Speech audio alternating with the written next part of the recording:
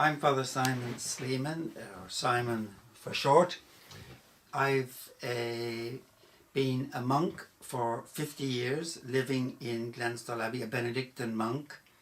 I can't believe that next year will be my 50th Jubilee. I don't know how much I've learnt in those 50 years, but I'd like to share some of what I've learnt with you.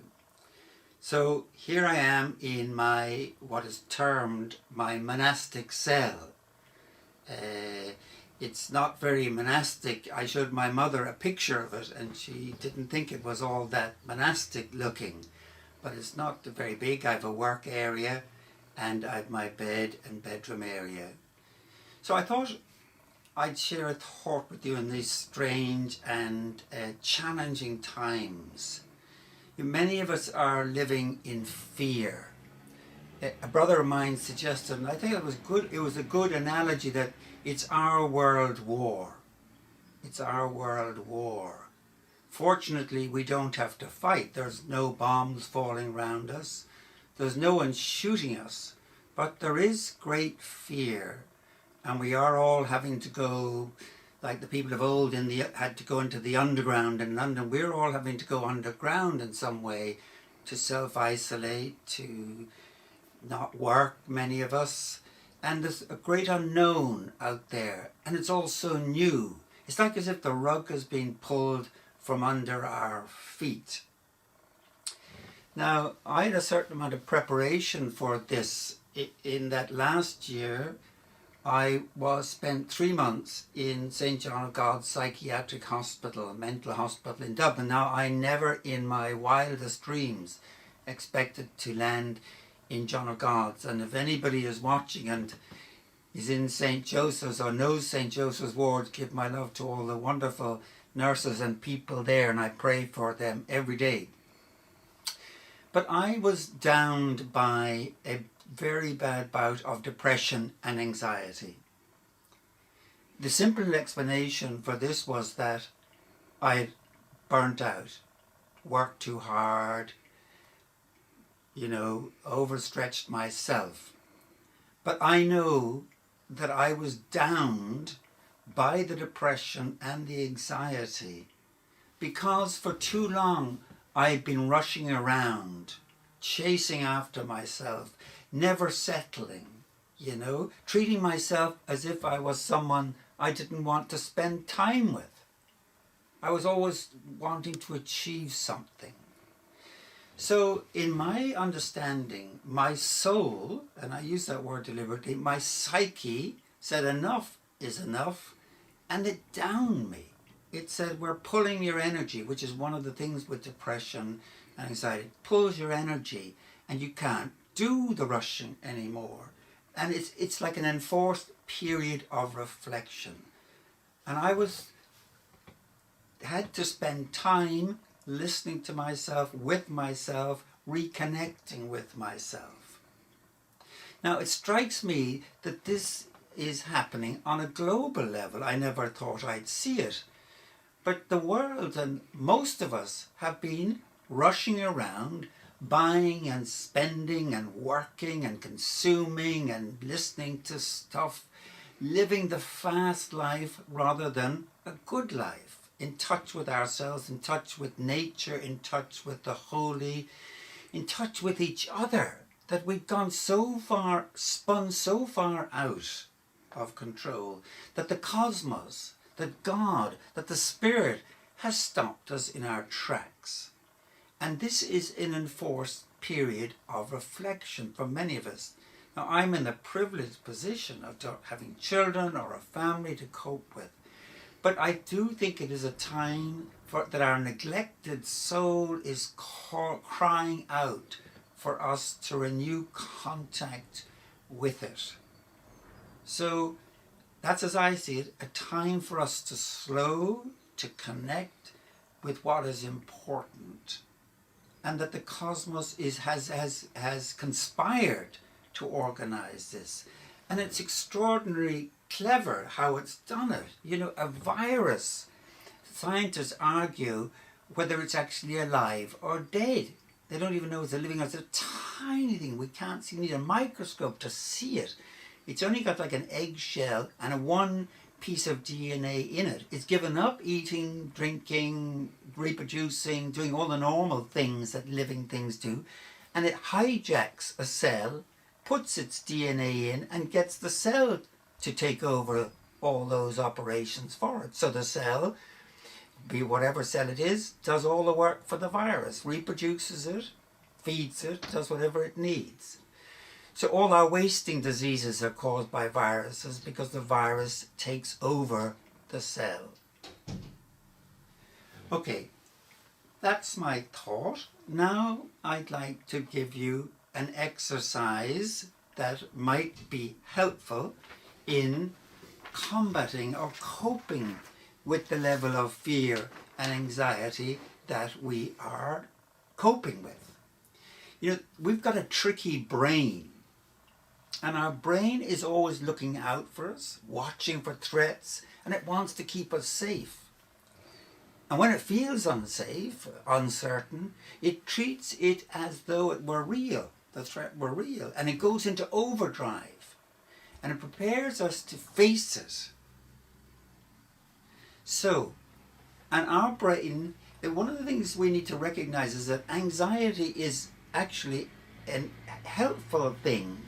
If you imagine a rabbit, a bunny rabbit out in the desert or out in the savannah where we evolved, the rabbit who had no anxiety spent their time running around, hopping happily, and was eaten up very quickly because he didn't sense the threat. He didn't feel any way anxious. His brain didn't pick up the threat. The rabbit that had too much anxiety stayed at home all day in his burrow and never came out and starved. But the one who had some anxiety, enough anxiety to detect the threat, was the one who survived. So it's something in us that's useful. The problem is when we are maintaining that state. And the problem that the rabbit doesn't have, that we do, is that we've got a brain that can imagine. And we imagine the worst. And the problems which so the rabbit doesn't have that imagination to think about the lion or the fox that might be around the corner. Whereas we do. We imagine, oh my goodness, what might happen next week and the week after. The rabbit is not worried about that. So, when we're in fear, our body goes into what we know as a stress response. Our shoulders go up, our heads pull down, and we are ready to get to fight or flight, get out of here or take it on. Peter Levine calls it the turtle reflex or the guarding reflex. The problem becomes when our brain is imagining the fear, we also go into this reflex, even though there is nothing to fear in front of us. And we can get stuck in this fear pose, our shoulders up and our chest in and our heart racing, and we're stressed, and it's very debilitating on our body because it's using up a lot of energy and it weakens our immune system. So it's important that we learn how to manage that. Now, without tools, Peter Levine says, trauma rules. So we need to learn to have some tools to bring us out of this guarding turtle reflex. Otherwise we remain braced for action and debilitating ourselves. So here is a simple exercise which I have learned. So just ask you to, if you wish, you can do this or not, but I'll demonstrate it and maybe you can follow it.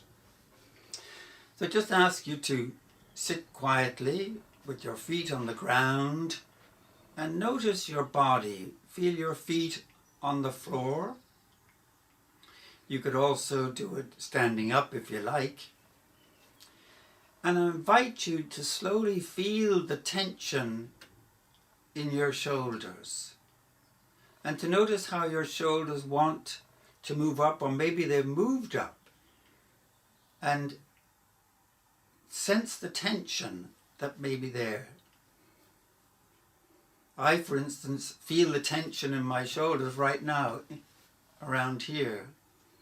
And if I get more tight, if I get more frightened, my shoulders go even further up. Now, the idea at this point of the exercise, and we'll do it in a minute, is to follow that movement. So we'll elevate our shoulders slightly and then let them down.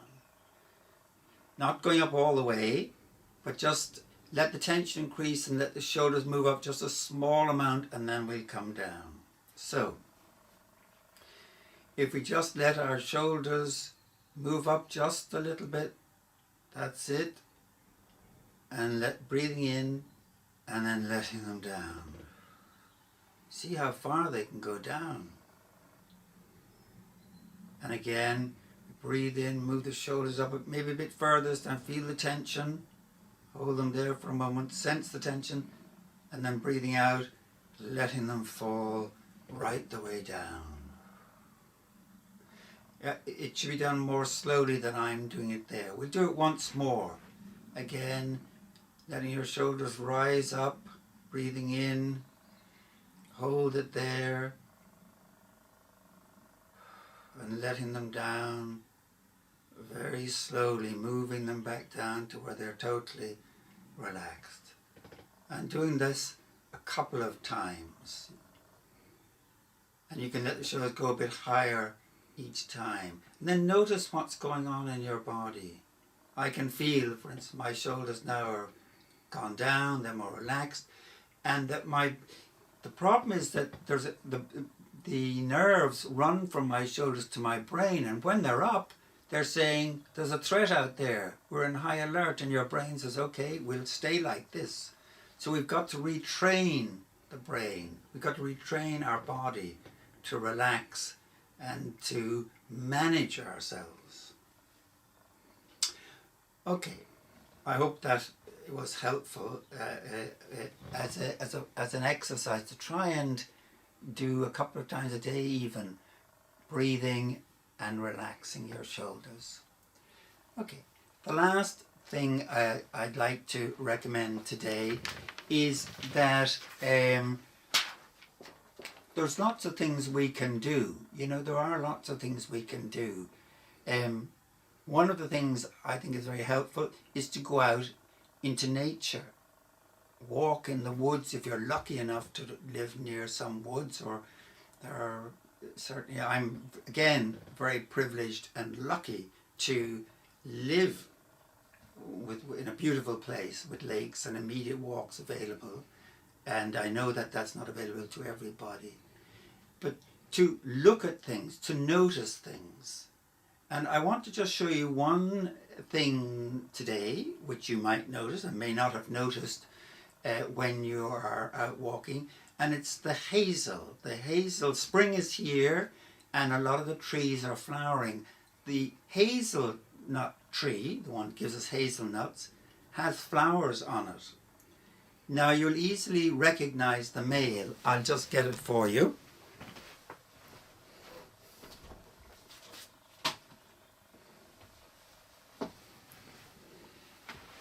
The male flower is the catkin, which you see hanging down.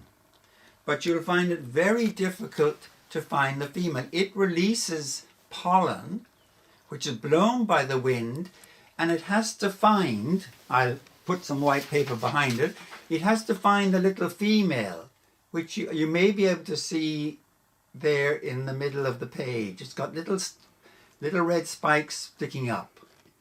And that is the female, and it'll be hoping to get some male pollen, and eventually that will produce the hazelnuts. So that's something maybe you haven't noticed, and when you're outside, you could keep an eye out for it. There are also, it's a great opportunity to maybe to read those books, the time you've always wished for. When you were busy, say, I have no time for this, no time for that. A time to read, a time to play. Play is terribly important. But we might go into that in another session. I just want to finish this session by reading a prayer which I find is helpful. And it's from the Glenstal prayer book by St. Basil of Caesarea.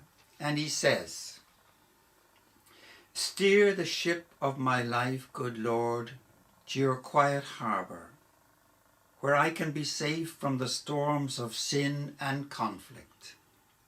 Show me the course I should take.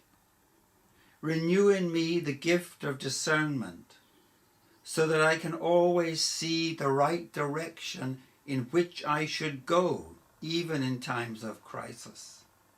And give me the strength and the courage to choose the right course, even when the sea is rough and the waves are high, knowing that through enduring hardship and danger, we shall find comfort and peace." God bless you, and I hope all goes well for you in these difficult times.